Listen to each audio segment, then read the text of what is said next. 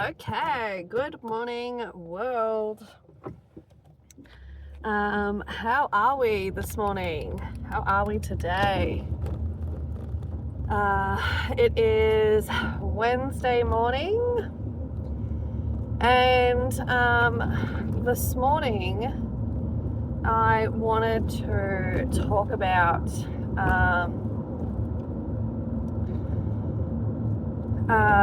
sort of along the lines of a topic that we talked about the other day in a different video that was about money and how we spend our money.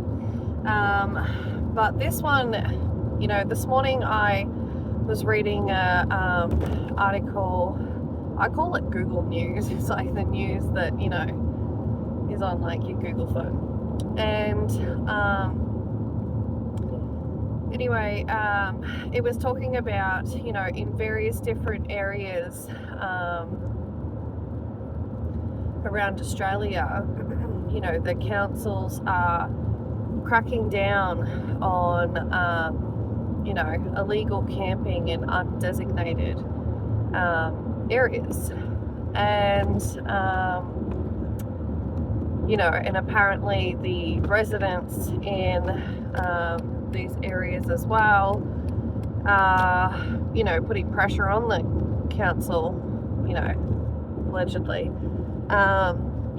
to have like harsher penalties and things like that in place to deter, this illegal camping. And when I say illegal camping, they're talking about people as well who, people have all sorts of different setups these days, don't they? Like it's not just like, pulling up and setting up a tent somewhere. It's, pop-up tents that are on top of your full drive, and then you've got your pull out, storage and stuff in the back of your full drive.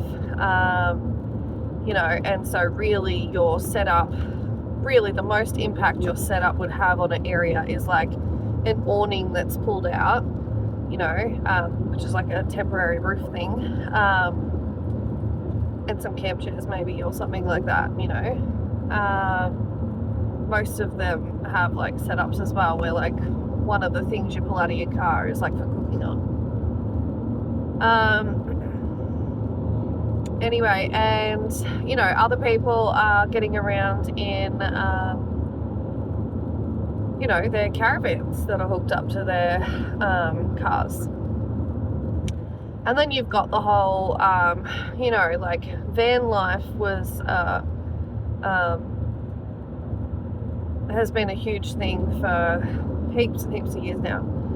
It's become more and more popular as a choice, but also I would say, a lot of people, I would say, do van life because it is cheaper than renting somewhere, because they cannot afford the rising cost of not just rentals. There are other costs that are also involved in having a rental as well, isn't there? You have to pay bills as well, we've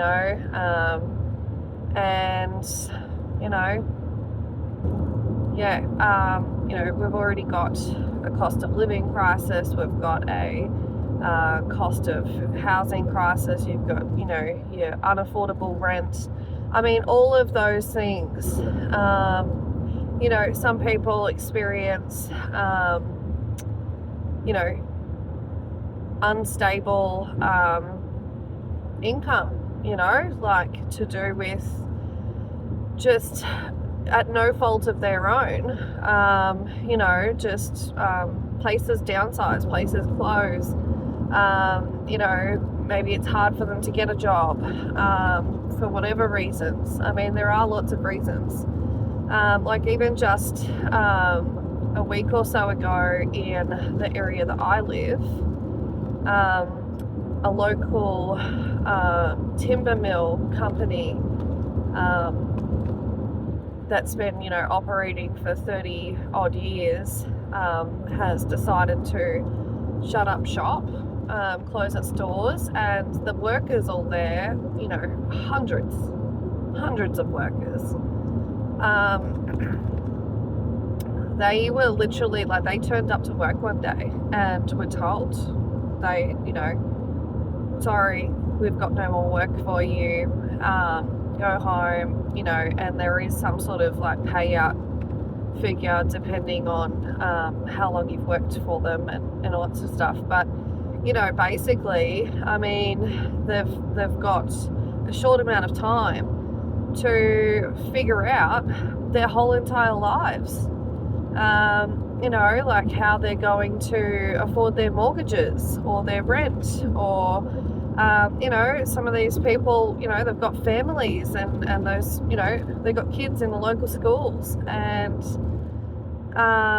you know, if they can't secure a job somewhere around here doing something similar or doing something else, you know, because around here mostly it's mostly farming, you know, and timber, and you know, yeah, all of them have been calling around and trying to get another job, you know, and I know that because even the guy that my partner currently works for, he's been getting calls, you know. So, you know, I'm just pointing out that, like, you know, sometimes at no fault of your own, your whole life can be sort of flipped upside down, can't it? And, you know, you find yourself possibly, you know, not able to maintain your mortgage anymore, or maybe you can't even afford, you know, the rent in a place, because rent and mortgage are pretty much the same these days, really. Anyway, so some of these people who are, you know, illegally camping, that's actually just their life. That's what they are doing to home themselves. And it's funny because it was like the very last sentence or like paragraph of the article that acknowledged, you know, after basically like poo-pooing everyone who, you know, pulls up in a full drive or a caravan for like the whole article, then at the very end it acknowledges, you know, that due to all those reasons we just said, you know, some individuals and families find themselves having to live out of cars or vans or caravans as their only choice, you know, like for a home. And, you know, it just, I mean, there are some people as well who are still quite proud, and, you know, if they had people from the council or police or, you know, public service officers or whatever coming up to them and having a go at them and interrogating them, oh, you know, you're illegally camping, you know, do you think that a person who, you know, has a sense of pride and things like that is going to just come out and be like, oh no, well actually, you know, I have nowhere else to live. I have to live in my van, or I have to live in my caravan, or, you know, most people would be embarrassed, I think, to say that. They would just pretend they are illegally camping. They would just pretend like they are on holiday. And, you know, and even for the people who aren't, you know, ashamed of that, you know, and they shouldn't be, but, you know, for the people that aren't ashamed of it and say, yeah, well, you know, this is how we live, you know, you think that they're still going to not give them a hard time and try to move them along and point out, like, you know, oh, well, you can't be here, it has to be at a designated camping spot, But as well, like those designated camping spots, some of them charge, right? Maybe you can't afford to be paying that site fee or whatever. Some of them as well are in, like, for your needs, not desirable locations. Like maybe you need to be in town, near shops, near a petrol station. Maybe you feel safer if you're a woman by yourself in that situation. Maybe you just feel safer, being in town, parked up near a beach or wherever, rather than, like, say you have to drive 10-15 minutes to a different area, like a designated camping ground. Well, then you kind of like in the bush and you're isolated and, safety first, come on. So anyway, I feel like as well, why is it so restrictive? Why is it so restrictive on people just trying to live life? If you are one of these residents in one of these towns, which, they are mostly naming like nice coastal towns, right, where there are a lot of well-to-do people with mansions that are, beachfront. I feel a little bit like if there are people, like residents, complaining, it's because they're hoity-toity. They've got a mansion, beachfront mansion, and they don't like seeing, maybe it's a young couple or a young family pull up with their four-wheel drive setup and camping over at the beach that's across the road from them. Well, just sit back and have a cup of tea, mate, in your mansion. Enjoy the luxuries of life that you have. Come on. Some people are doing it tough. You might not be aware of it because you live in a bubble of privilege and money and comfort, but some people are out here struggling, and, this even brings up, everything that happened with the COVID pandemic, a lot of people were forced, basically out of their homes, because they couldn't work. You weren't allowed to work in Victoria unless you were a essential worker, if you were classified as an essential worker, which basically, it took a long time for that word to open up more categories. A lot of people couldn't afford their mortgage, couldn't afford rent. People were really, really, really struggling. And,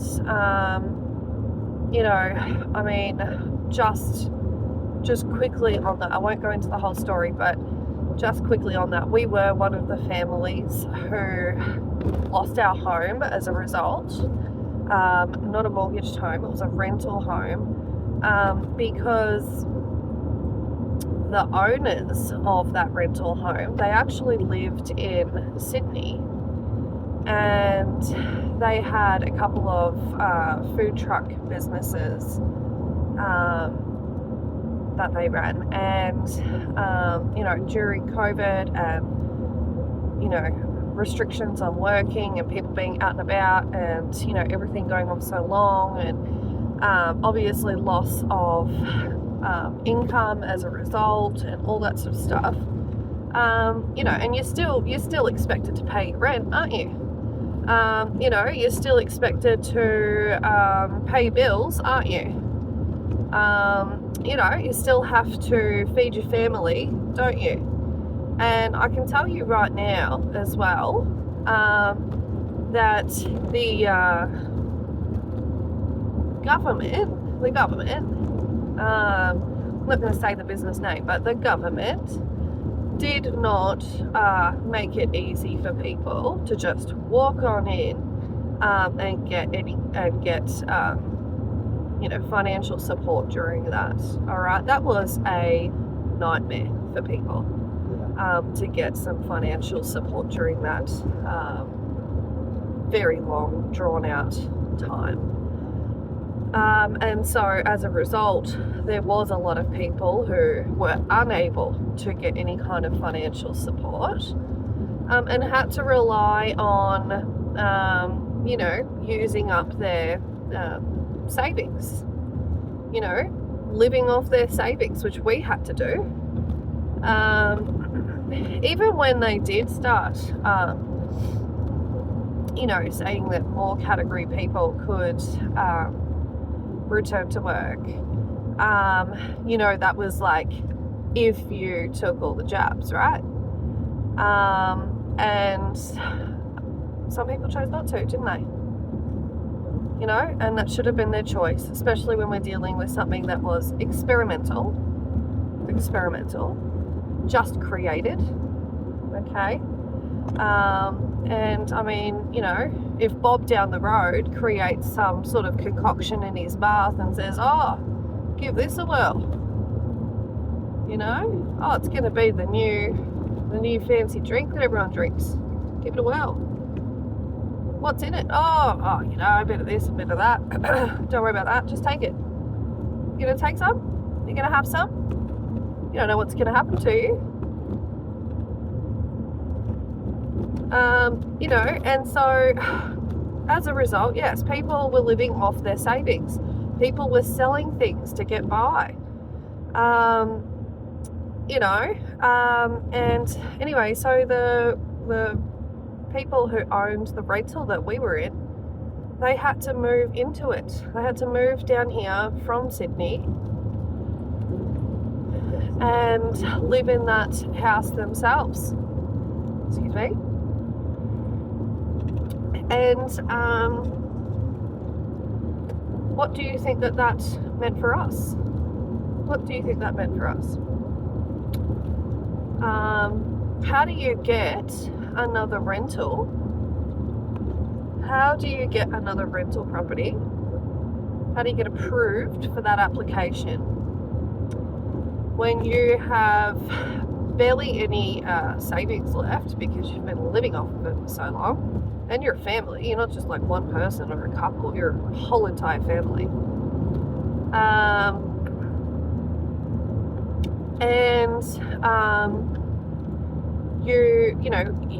On rental applications, tenant applications, you have to put things in there about your income and stuff, don't you? And your employment. Well, what happens when you work for yourself at the time and you have no income coming in, and you have no income coming in for the past, several months, and you don't know when you're going to get more income. I mean, how are you getting approved? How are you getting approved for a new rental property? And there wasn't even rental properties going in our area anyway at the time. But yeah, so I mean, I think it was like sort of a situation where landlords were like, well, why would we approve new tenants to go into our rental house, sign a lease with them if we know they're probably not going to be able to afford it anyway, and then we'll have a problem of having to kick people out. And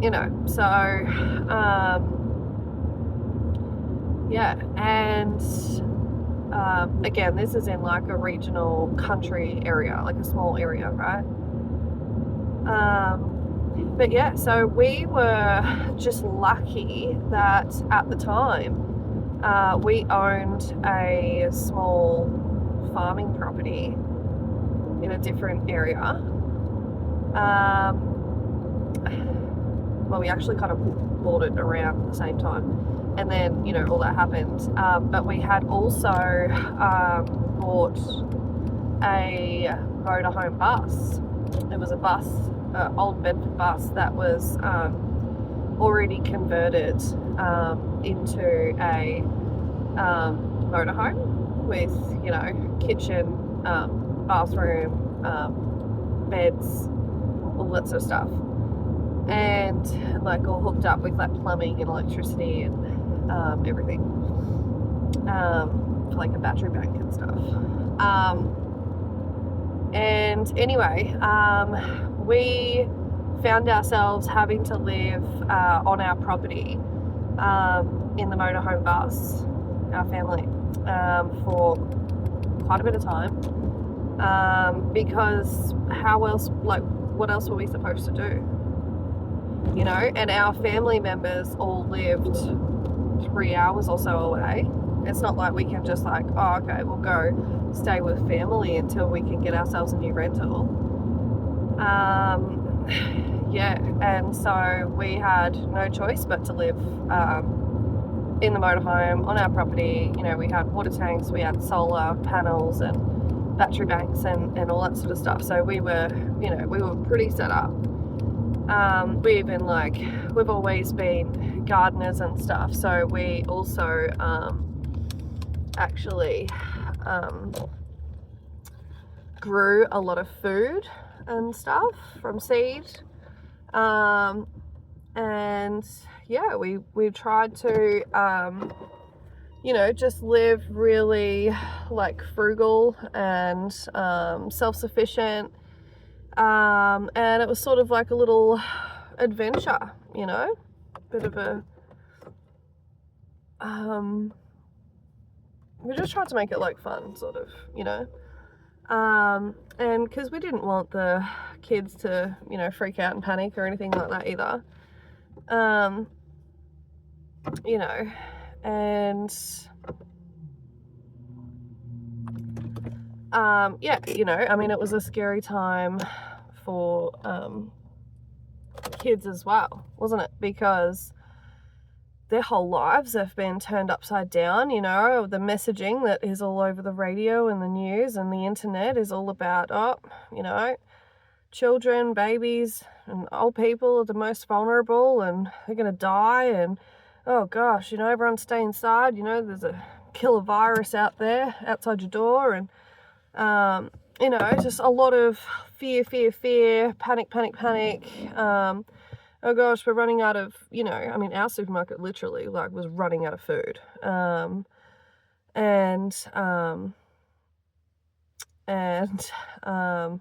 laugh because I thought of the toilet paper thing. But yeah, and you know, got to wear masks everywhere, and it was all very panicky, wasn't it? And so we tried our hardest to make it a little bit more chill for the kids' sake, you know. And you know, schools were shut down and stuff, and you know, even to make that, you know, not as stressful or alarming, you know, my two oldest girls, they decided they were going to share a room,